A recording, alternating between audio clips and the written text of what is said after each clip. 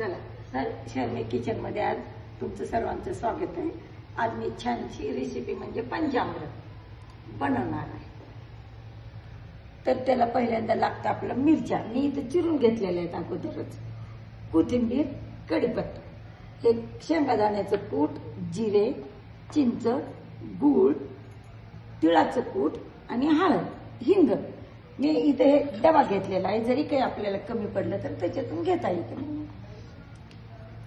Everest मसाला, मीठ, पाणी आणि हिंग. तर मग आपण आता गॅस पेटवूया, कढई ठेवू. कढई ठेवल्यानंतर 1 चमच दाणे टाकून बघू फुटले का, मोहरी, तेल तापले का. ते तापलेलं आहे तेल. तर मग आपण आता 1 चमचा मोहरी टाकायची आणि थोडासा गॅस लहान होता म्हणून मोठा करायचा. आता त्याला फुटू द्यायचं. नंतर मग जिरे, मोहरी फुटलेली आहे आता, तर आता 1 छोटा चमच जिरे. मग हे सगळं हलवून घेऊ. ते राहिलेलं पण ते फुटल्या जातं. आता गॅस आपण कमी करूया आणि थोडंसं हळद, 1 चमच हळद, 1 चमच हिंग, अर्धा चमच हिंग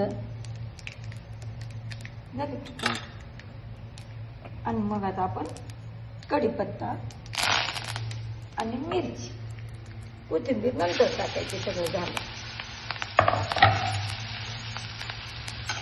आता ह्याला टाकून असं थोडंसं मिरची खरपूस होऊ द्यायची, लालसर.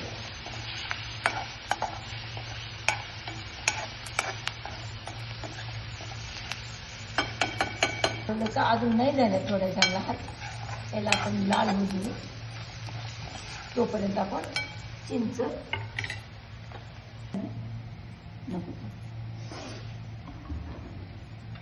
पुरून घेऊ हाताने, नाहीतरी चमच्यानं पुरून घेता येते आपल्याला.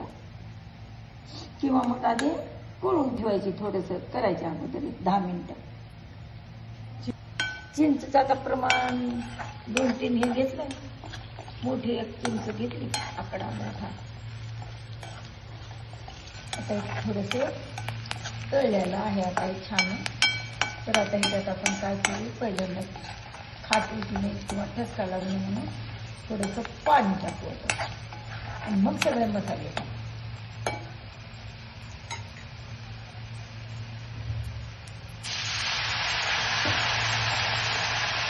मग पाणी टाकल्यानंतर हा चिंचेचा कोळ,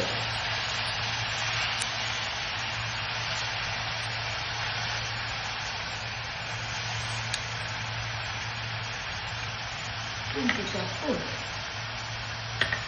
हे शेंगाचं कूट, शेंगाचं तीळ भाजून घेऊन कूट केलेलं आहे. ते 2 चमचे पाणी करावंच लागते, कारण ते सगळं मिळून यायला, शिजायला. आणि आता आपण थोडं गूळ टाकू, 1 सुपारी एवढा गूळ टाकू.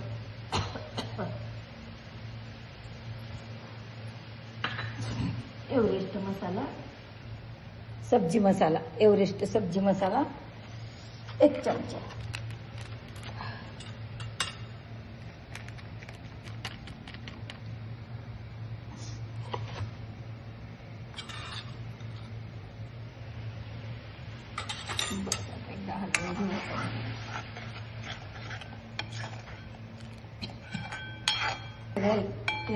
एक 10 मिनिट लागलेला.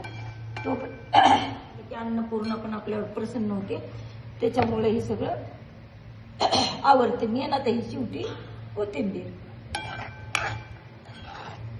टाकली. आता 2 मिनिटानंतर मग थोडंसं गूळ टाकायचं, परत थोडंसं.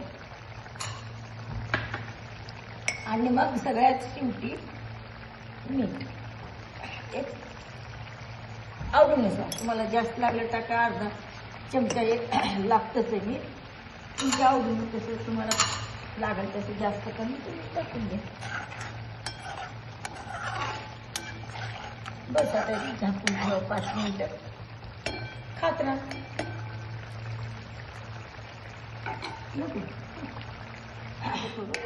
आणि मग हे पंचामृत खाली उतरून देऊ. याचं प्रमाण मात्र व्यवस्थित पाहिजे, कारण ना ते पूर्णाचा स्वयंपाक असतो, सवळ्यात असतो, त्याच्यामुळे त्याची चव घेऊन बघू शकत नाही आपण.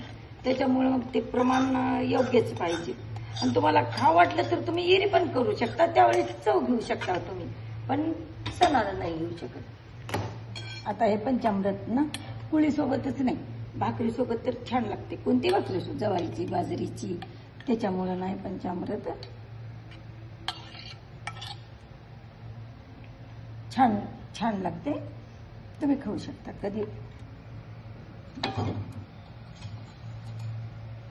ह्याच्यात पण मग ह्याच्यात कुठे पाहिजे अमृतच काय म्हणले, कावर म्हणतात आपण, कारण ह्याला पंचामृतच का म्हणलेलं आहे, कारण ह्याच्यामध्ये तिखटासाठी मीठ मिरची आहे, गोडीसाठी गुळ आहे, आंबट चिंच आहे, खारटपणा मीठ आहे आणि मसाला आहे त्याच्यामध्ये, म्हणून 5 जिन्स. त्यासाठी इंग वगैरे वापरला आहे त्याच्यामध्ये, म्हणून त्याचं नाव पंचामृत पडलं.